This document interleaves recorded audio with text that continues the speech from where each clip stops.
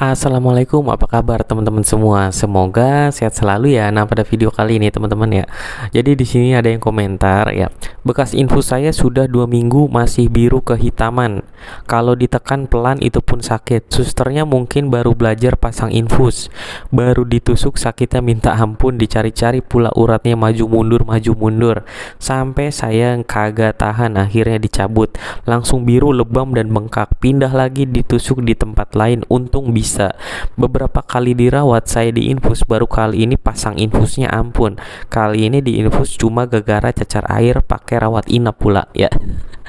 Jadi di sini gue mau sharing aja ya, cerita ya teman-teman ya.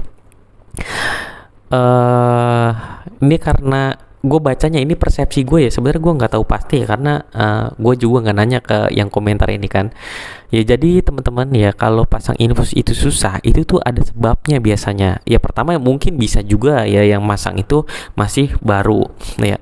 Terus apalagi di sini yang bisa gue lihat, katanya sebelumnya tuh kalau di infus gampang ya teman-teman ya.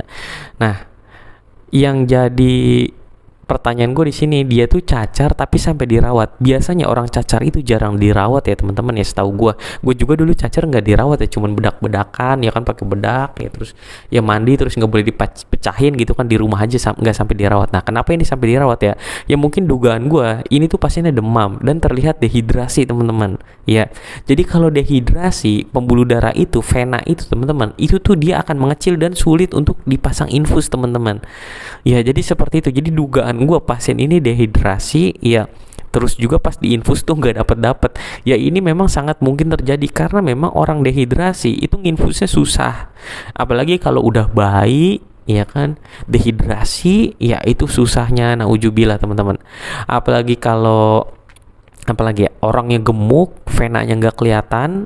Dehidrasi itu juga sangat sulit, karena ketika dehidrasi pembuluh darah itu makin mengecil teman-teman, ukurannya makin mengecil ya. Bahkan kalau bayi itu telat dibawa ya, dia karena diare, dehidrasi. Nah terus udah dehidrasi, bayi gemuk, yang tadi gemuk terus dehidrasi ya, pembuluh darah makin kecil. Kadang ya itu jarum sama pembuluh darahnya itu aja kelihatannya gedean aboketet teman-teman gitu. Jadi di sini dugaan gue bukan karena perawatnya yang baru. Ini menurut gue ya, gue nggak tahu ya, karena beliau tidak gue nggak nanya ke beliau ya. Silakan kalau beliau nonton lagi dikonfirmasi ya. Bisa juga seperti itu teman-teman ya. Jadi karena memang dehidrasi, pembuluh darahnya mengecil, dan faktor usia juga menentukan. Setiap orang pembuluh darahnya itu beda-beda. Ada yang keras teman-teman ya, di dalam kelihatannya gede tapi pas di dalam tuh keras, itu juga ada. Jadi banyak faktor sih menurut gua ya gitu.